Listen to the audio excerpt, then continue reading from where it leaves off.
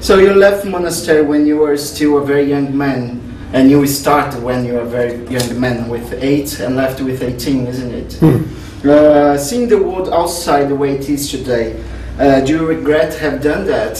I suppose lots of people would love to change place with you. No, I don't regret. I left my home in search of truth, and I am still in search of truth. It's quite hard to find it, isn't it? And search of truth is a continuous process. There is no end to this search. It's lifelong search, and you're always finding truth, and you're always looking for more truth. And at age 9, I became a monk, but at the age 18, I read Mahatma Gandhi, and Mahatma Gandhi said that the spirituality is not outside this world. Spirituality is in the world. Spirituality is in everyday life. So you must practice spirituality in cooking, gardening, business, politics, economics, education. Everything you do with something deeper wisdom and profound wisdom, and that is spirituality in everyday life. So I said that is a good truth. So I found that truth, and I left the monastic order, and I am now living non-violence and truth in everyday life. So I don't regret it. But how about the monastery? Couldn't you live the same things in there? When you are in a monastery, you are thinking that the world is bad and monastery is good. So you are escaping from the world.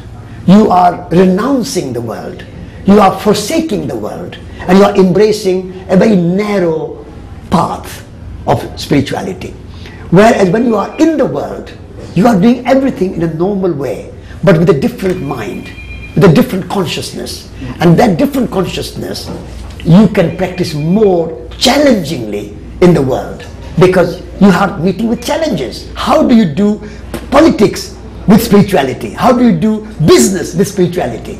That's a bigger challenge than living in a monastery, praying in the morning, praying in the afternoon, praying in the evening, just keeping your eyes closed. Less challenge. So I wanted more challenge, and Mahatma Gandhi showed me a more challenging way. Okay, that sounds very exciting actually. Yeah. So you are a very spiritual man, and you are in Schumacher College for more than 35 years now. You teach leading thinkers about necessity of ecological and spiritual values. What part does the spirituality play in the business? If you are doing business to serve the earth and serve the human community, then it is a spiritual business. If you are doing business only to maximize your profit and no concern for the earth and for the environment, and no concern for the human community, and no concern for any other ethical and moral values, then it's a very materialistic and non-spiritual business.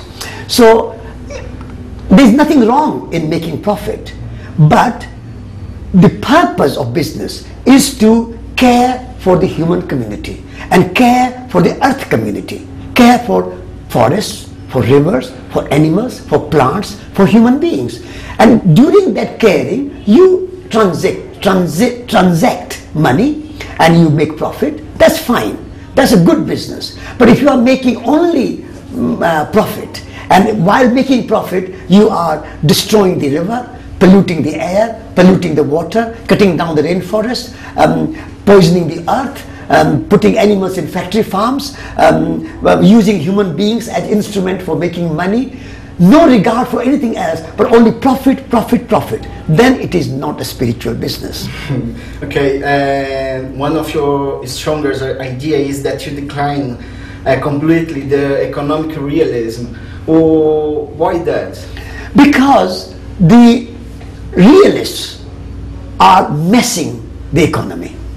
At the moment, the United States of America has got $14 trillion of debt. That's economy run by realists. Then we have war in Afghanistan, and war in Iraq and war in many other countries, that's done by realists. And we have banking crisis, that's by realists. So realists have made the mess of our economy.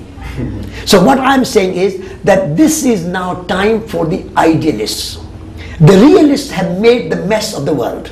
Maybe idealists have some better way to address the problems of the world. So let us give chance to the idealists. And when idealists and realists can meet together and have a balance between the idealism and realism, then we might get a better economy. Okay. So what you mean is that the global crisis, such as a global warming, the crackdown of the world economy and poverty, are caused by lack of spirituality. Lack of spirituality and lack of ideals. The humanity has forgotten the bigger picture, the bigger vision for humanity. We have become too narrow-minded.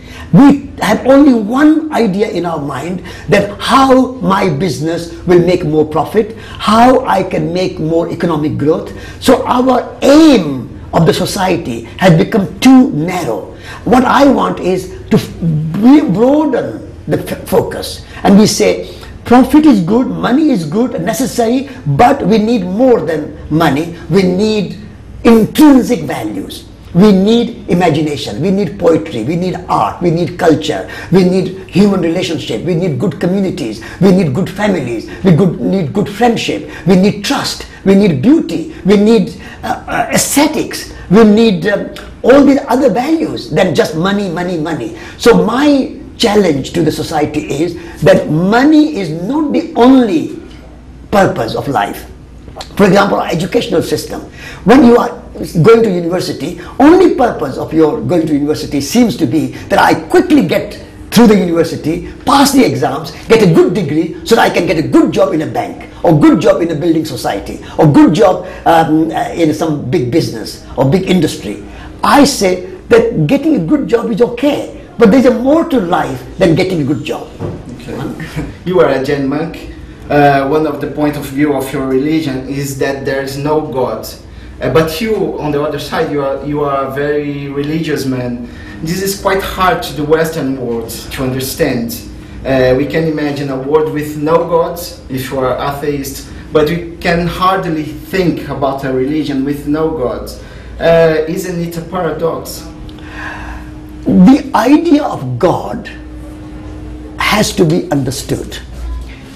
Until now, we think that God is a person, and that God person is almighty, and that person is somewhere in heaven, beyond the sky, beyond the clouds, somewhere, and pulling the strings. And so many thousand years ago, the God designed the world and created the world, and now God is sleeping somewhere in heaven.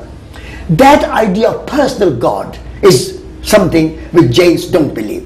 The Jains say that if there is a God, then it's not a person, but it's a principle of truth, of beauty, of goodness, of sustainability, of evolution, of gravity. All these principles which sustain the world, that